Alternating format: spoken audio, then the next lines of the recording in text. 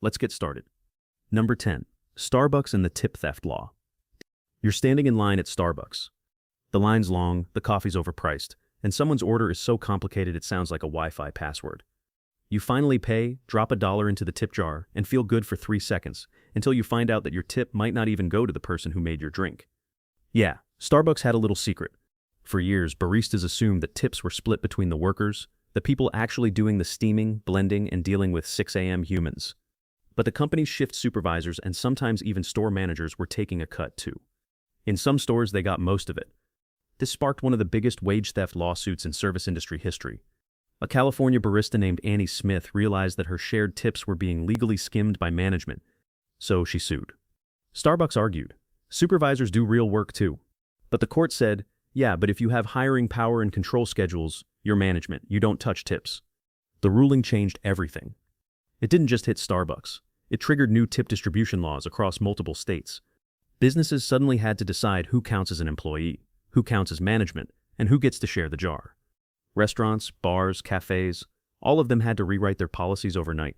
Starbucks ended up paying tens of millions in settlements, quietly rewriting their employee manuals, and pretending it never happened. But the damage was done. Workers across the country started asking, wait, where are my tips actually going? So now, thanks to one lawsuit, there's an entire set of labor laws that make it illegal for managers to dip into tip pools. California led the way, and other states followed. Some even made it mandatory for restaurants to post tipping transparency notices. It's ironic, isn't it? Yow, the company that built its image on fair trade and ethically sourced coffee, had to be legally forced to share tips fairly with the people making it. The next time you toss that dollar into the jar, just remember, you're not just tipping a barista. You're tipping a law that exists because one company got a little too greedy with spare change. Number 9. McDonald's and the hot coffee settlement law. Everyone thinks they know this story. Some woman spilled coffee on herself and sued McDonald's for millions. That's what people say when they want to talk about how broken lawsuits are. But the real story? It's not stupid. It's horrifying. In 1992, Stella Liebeck, a 79-year-old woman, bought a cup of McDonald's coffee from a drive-thru. She wasn't even driving. She was a passenger. She tried to add sugar and cream while holding the cup between her knees. The lid popped off, and a 190-degree coffee poured into her lap. She suffered third-degree burns on 16% of her body, so bad that she needed skin grafts and was hospitalized for 8 days. She didn't ask for millions. She asked McDonald's to pay her medical bills, around $20,000 bucks. McDonald's offered her $800, but the betting miracle. So she sued, and during the trial, her lawyers found something wild. McDonald's knew their coffee was dangerously hot. They'd received over 700 complaints of burns before Stella's case, but did nothing. They kept serving it that hot because customers like it to stay warm longer. The jury didn't buy it. They awarded her $2.7 million in punitive damages, roughly 2 days of McDonald's coffee sales. After that case, insurance companies and lawmakers freaked out. The fast food giant's arrogance led to major reforms in liability and consumer protection laws. Now companies are legally required to provide adequate warnings and to not serve food or drinks at dangerous temperatures. That's why every cup you buy now screams caution, hot. But it didn't stop there. The Liebeck case reshaped tort law, the entire legal system around suing for damages. It set limits on punitive payouts and changed how juries calculate reasonable responsibility. So the next time you see a ridiculous warning label, remember it's not about stupidity. It's about how one company's refusal to spend $20,000 created new safety laws for everyone. McDonald's didn't just make fast food faster. They made lawyers faster too. Number 8. Uber and the gig worker law. Uber sold us a dream. Be your own boss, work when you want, make easy money. It was freedom until people realized it came without health insurance, job security, or any of the rights normal workers have. Uber called its drivers independent contractors. That little word contractor saved the company billions. No benefits, no minimum wage, no paid leave. Drivers took all the risk. Uber took all the cash. But then one driver, Barbara Berwick, had enough. She sued Uber in California, arguing that she wasn't truly independent. Because Uber controlled her pay rates, her performance ratings, and even when she could log in. The court agreed. That single case snowballed into Assembly Bill 5, AB 5, a new law forcing companies to treat gig workers as employees if they acted like employers. That ruling threatened not just Uber, but DoorDash, Lyft, Postmates, basically every be-your-own-boss company on Earth. Uber fought back with Proposition 22, spending over $200 million on ads claiming drivers wanted to be independent. They won, temporarily. But globally, That court battle started a chain reaction. The UK, Canada, and the EU all began creating new gig economy laws, balancing flexibility with worker protection. One lawsuit changed the future of modern work. Because Uber didn't just invent ride-sharing, it invented the legal gray zone between freedom and exploitation. Now every time you call a ride, you're watching a live economics lesson about how one company rewrote labor laws just to avoid paying for your driver's health insurance. Number 7. Robinhood and the GameStop meltdown law. In early 2021, Wall Street was laughing. Retail traders were just kids with apps. They thought the market was a game until those same kids nearly broke it. It started on Reddit, in a chaotic corner called r/Wall Street Bets. People noticed that hedge funds were shorting GameStop, the dying video game retailer, betting the stock would crash. So, retail traders decided to do the opposite. They bought GameStop in massive numbers, sending the price from $17 to nearly $500 in days. Billions of dollars vanished from hedge funds. One fund, Melvin Capital, lost so much money they needed a bailout. And for the first time ever, the little guys were winning, until Robinhood pulled the plug. Without warning, Robinhood restricted buying GameStop, AMC, and several other meme stocks. You could only sell. The market tanked overnight. Retail investors accused Robinhood of siding with the rich, and they weren't wrong. Robinhood claimed it was about protecting users and market volatility. But court investigations revealed the real reason. They didn't have enough liquidity, basically not enough money to handle the chaos they helped create. And the company that was supposed to democratize finance was secretly selling user trade data to Wall Street firms for profit. The public outrage was nuclear. Congress held hearings. Lawmakers dragged Robinhood's CEO on live TV. He looked like a college intern trying to explain why the Wi-Fi went down. But this chaos gave birth to new rules. The payment for order flow reform, the real-time settlement initiative, and new transparency laws, forcing trading apps to actually disclose how they make money. And Robinhood wasn't the only casualty. Brokerages worldwide started tightening up. Regulators began looking into crypto exchanges, and free trading suddenly wasn't so free anymore. The irony? Robinhood named itself after a guy who stole from the rich to give to the poor. But in 2021, they reversed that. They stole the game back from the poor and gave it right back to the rich. One insane week on Reddit rewrote global trading laws.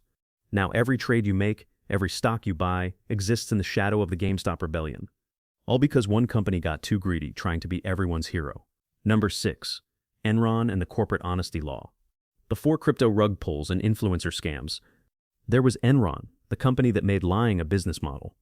In the 1990s, Enron was the golden child of corporate America. They were an energy company that claimed to revolutionize electricity. Stock prices soared, employees were millionaires, and magazines called them America's most innovative company. Then, in 2001, everything exploded. Enron had been hiding billions in debt through fake companies. Shell corporations designed to make their financials look perfect. They'd record losses as investments and trick auditors into thinking everything was fine. When it all came crashing down, thousands of employees lost their jobs and life savings. Investors were wiped out overnight. And suddenly, everyone realized the system trusted corporations to tell the truth, and that trust was worthless. The scandal was so catastrophic that it created a whole new law, the Sarbanes-Oxley Act of 2002. This law forced CEOs and CFOs to personally certify that their financial statements were accurate, and made it a criminal offense if they lied. It also introduced stricter auditing standards and corporate accountability measures. Basically, Enron was so dishonest that honesty itself had to be legislated. But the fallout didn't stop there. Arthur Andersen, one of the world's biggest accounting firms, collapsed too. Their entire reputation vanished because they'd helped Enron cover its tracks. Tens of thousands of accountants lost their jobs worldwide. Enron's executives tried to play dumb in court. Jeffrey Skilling claimed he didn't know billions had gone missing. But Kenneth Lay blamed bad communication. Both ended up convicted of fraud. The Enron scandal changed how companies file reports, how investors read statements, and even how universities teach business ethics. The lesson? Before 2002, trust but verify was just a saying. After Enron, it became federal law. They didn't just kill a company. They forced the world to admit that greed doesn't need innovation. It just needs accounting tricks and the right amount of arrogance. Number 5. Facebook and the data privacy law. You didn't sign up for Facebook to get spied on, but you did. In 2018, the world found out that Cambridge Analytica, a shady political data firm, had collected personal information from over 87 million Facebook users without consent. How? Through one simple personality quiz app. When you clicked allow, you weren't just sharing your data. You were handing over your friend's data too. and that information was sold to politicians, used to target voters, and manipulate elections. When the story broke, Facebook's stock dropped $100 billion in days.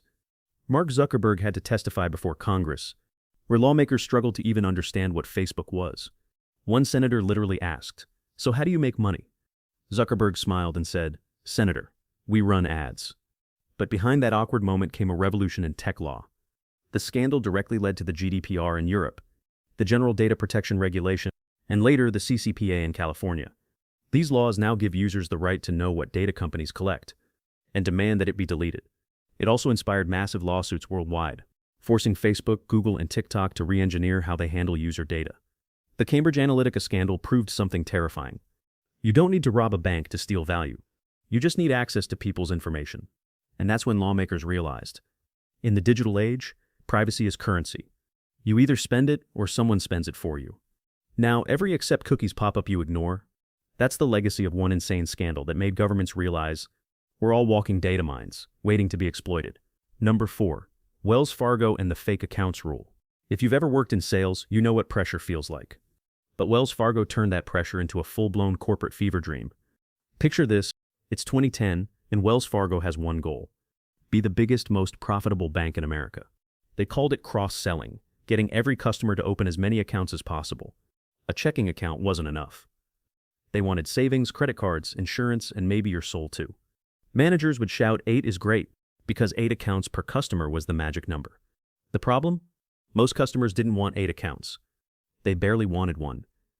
So employees started faking them.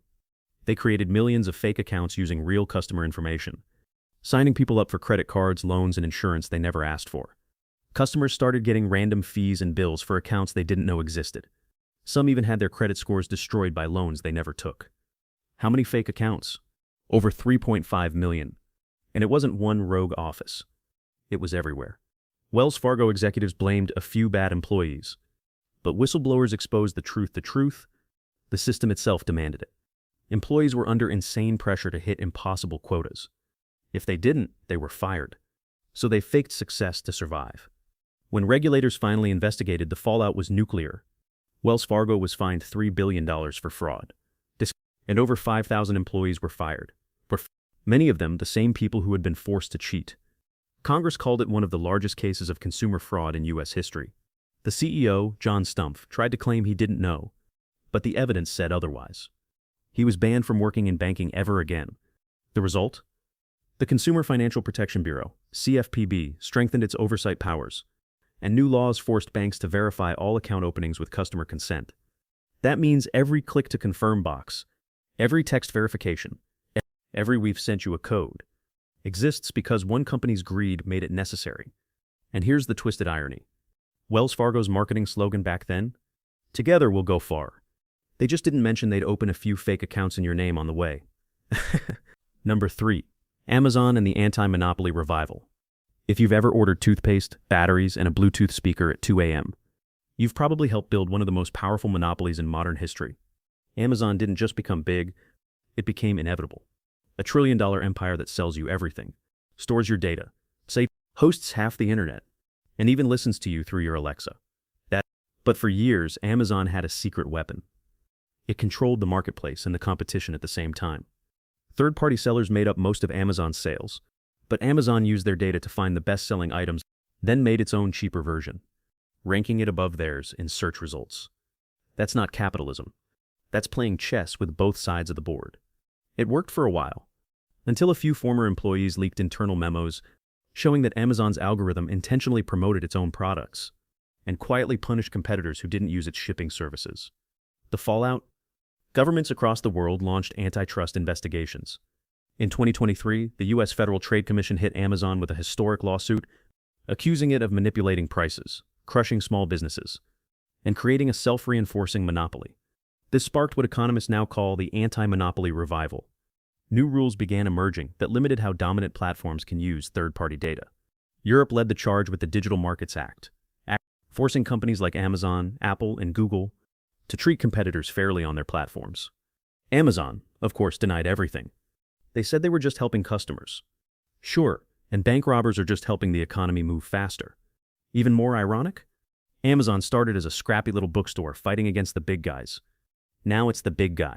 Everyone else is fighting. One company's obsession with owning everything reawakened laws we hadn't used since the days of Rockefeller and Standard Oil. The empire that built one-click shopping accidentally rebuilt antitrust law from scratch. Number 2. Fire Festival and the influencer transparency law. Imagine paying thousands for a luxury island music festival, only to arrive and find soggy cheese sandwiches, disaster tents, and total chaos. Welcome to the Fire Festival, the most glamorous scam in internet history. It was supposed to be the Coachella of the Bahamas. Famous models, private jets, luxury villas. But behind the Instagram filters was a company with no money, no planning, and a CEO who thought marketing could replace reality. Billy McFarland and rapper Ja Rule launched the festival with an army of influencers. Bella Hadid, Kendall Jenner, Emily Ratajkowski, all posting the same orange tile on Instagram to build hype. They didn't disclose that they were paid to post. Millions of people bought tickets based on those ads. Then came the disaster. Flights got canceled. Food ran out. People were stranded with no water, no shelter, no refunds. The aftermath was legendary. McFarland was sentenced to 6 years in prison for fraud. And the influencers. They triggered a revolution in advertising law. The FTC realized that influencer marketing was the Wild West. No disclosure, no accountability, no transparency. So they introduced new rules. If you're paid to promote something, you must disclose it clearly, not hidden in hashtags. The UK, Canada, and the EU followed with similar laws. Now every ad, sponsored, or paid partnership label you see, that's because of one fake festival that turned paradise into prison. It exposed the truth about the influencer economy, that it runs on trust, and that trust is easily bought. The Fire Festival proved that social media could sell anything, even a dream that never existed. And that's why, today, fake luxury can get you more than canceled. It can get you convicted. Number 1. FTX and the crypto crackdown law. If Enron was the corporate scam of the 2000s, FTX was the crypto scam of the 2020s. Except it happened in 4K, in real time, and on Twitter. At its peak, FTX was the darling of the crypto world. It had celebrity endorsements from Tom Brady, Larry David, and Steph Curry. It sponsored stadiums, had Super Bowl ads, and its CEO, Sam Bankman-Fried, or SBF, was hailed as the next Warren Buffett. But there was one small problem. He wasn't. Behind the screens, FTX wasn't an exchange. It was a money blender, mixing billions of dollars from users' deposits into SBF's personal hedge fund, Alameda Research. He used customer money to make risky bets, buy luxury real estate, and donate to politicians. And for a while, no one noticed. Why? Because crypto was the Wild West. No audits, no oversight, and laws that hadn't caught up yet. Then came November 2022.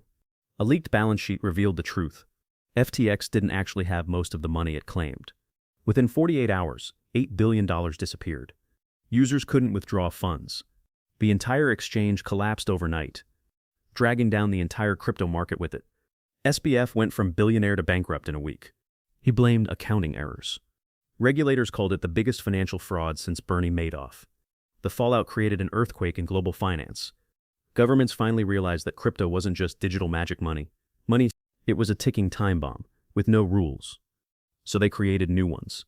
But the Digital Asset Regulation Acts in the US and EUs, and EU established strict guidelines for crypto exchanges, mandatory audits, liquidity transparency, and clear separation between customer funds and company funds. Basically, don't gamble with people's money became law. Became law because one guy did. Even crypto-friendly countries like Singapore and Dubai tightened regulations. Celebrities who promoted coins or exchange were suddenly getting fined or banned from advertising. The SEC went from silent to savage. And Sam Bankman-Fried?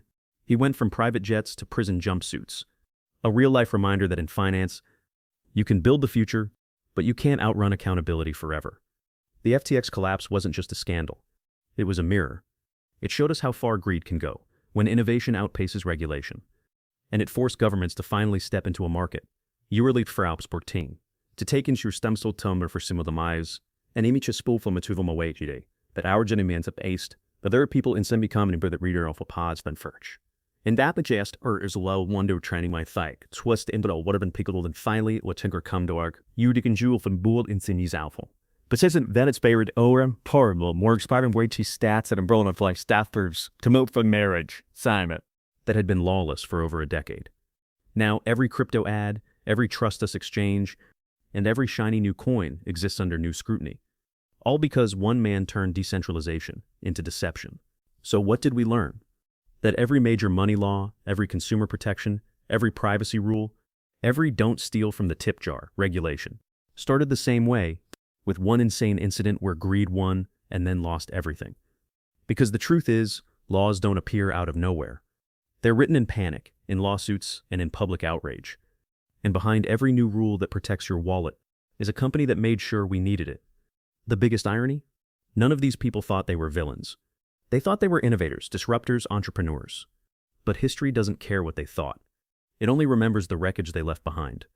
So next time you see a ridiculous label, a warning sign, or a rule that seems too specific, just ask yourself, who messed up so bad that we had to make that law? Because odds are, someone got rich first and banned second.